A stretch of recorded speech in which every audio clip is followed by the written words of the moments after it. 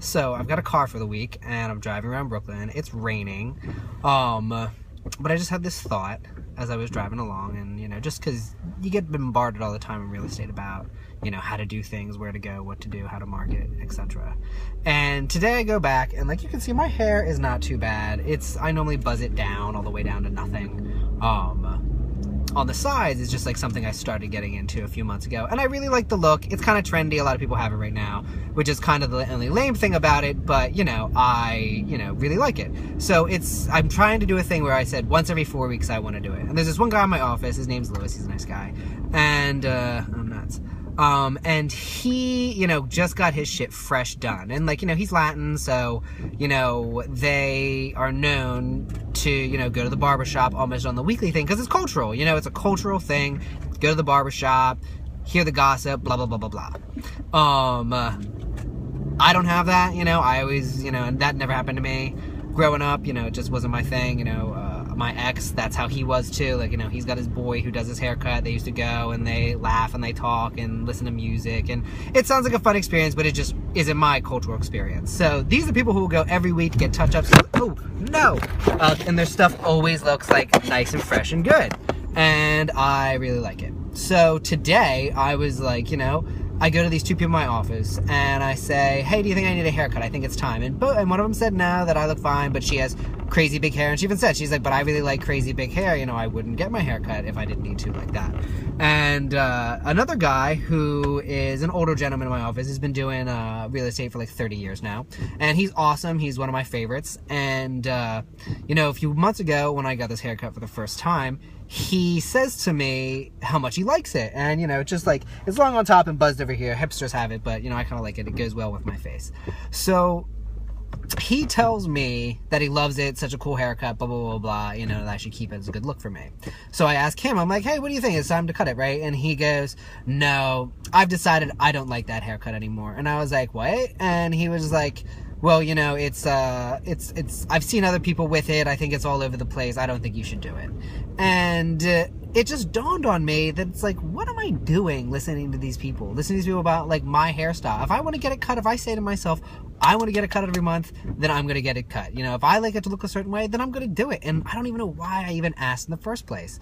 And it's funny because, like, the two people I asked, one of them, the older gentleman, you know, the other day, and this is some kind of really boring New York real estate stuff, but I also think it's interesting, is, so, you know, in New York, if you are spending over $1 million, there is something called the mansion tax.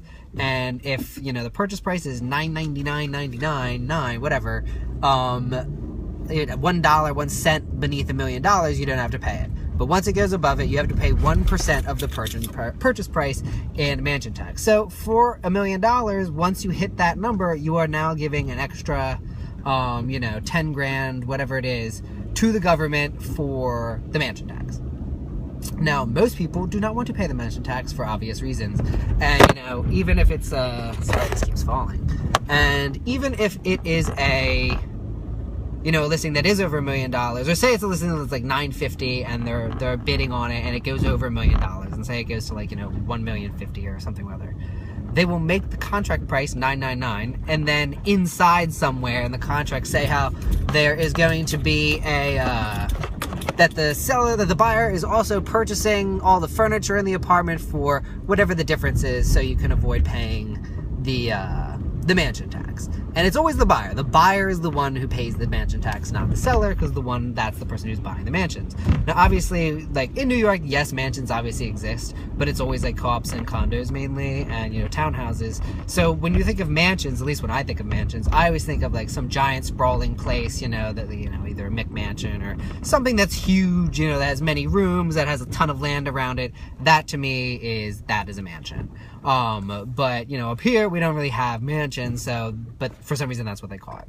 So, you know, this guy, Timmy, who, I didn't want to say his name. So this guy in my office, we're having a conversation about one of his listings, and he's saying how, you know, it might go over $1 million, and I was like, oh, you got to watch out for the mansion tax on there. And he's like, oh, well, you know, that's something the seller will have to figure out. And I was like, no, the buyer pays that. And he's like, no, the seller does. And I was just like, you know, he's been doing this for 30 years, and I'm sitting in my head being like, maybe he's right, maybe I'm the one who's wrong. You know, he's been doing this forever. And a few days later, he comes back to me and he goes, Kevin, you're right. The buyer pays the mansion tax. And I was like, duh. I was like, I knew that's what happened, but it sucks. And that's the thing that I'm going through right now in my business and in my personal life, is that my intuition tends to be spot on. If I think I need to do something, if I need to get a haircut, if I know that the buyer, the mansion tax is this, and I feel that that is right, then that is right, you know? If it's in my heart of hearts, let it out, let it feel it. And know that, and trust myself. Trust that I'm where I'm supposed to be and what I'm doing right. I go to the tarot guy maybe once every 2 months, couple months, whatever. Sometimes every 6 months I'll go to the tarot guy. And he told me, he says, the one thing that you're really missing in your life right now is that you don't listen to your intuition. You don't listen to your gut. And he's completely right. I do oftentimes overthink. And because I'm an intelligent person, you know, I have a lot of thoughts and feelings and philosophies about a lot of different stuff. But I just never know, you know, how to employ that. And I never know what is right and what is wrong. And, you know, I'm always coming up with moral certitudes and uncertainties and paradoxes. And I can really, like, circular logic my way out of most things, which is no fun. But part of intuition is to help you avoid all that. It's to say, here is the feeling. We want you to feel this. You should be guided by how you're feeling and do it. Rather than me sitting here and freaking out and being like, okay, I feel this way about something, but everyone else is telling me, no, I shouldn't. Just like with the haircut. I feel it is the day for a new haircut. I'm going on a date on Saturday to the theater. I want to look good. I want to have a nice, fresh haircut. If I were to listen to these other two people who knew less than me, who don't know me, who have different styles and different perceptions about me, then I wouldn't have done it. So I'm driving there now to do it. So all I'm saying is that you have to trust your intuition. You have to believe in yourself. And that's where I am right now, is believing in myself and knowing that I can do more and can do better than other people are.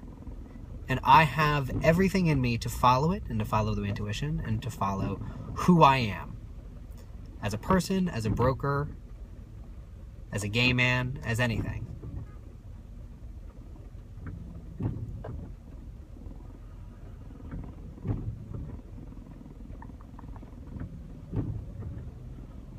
That's that.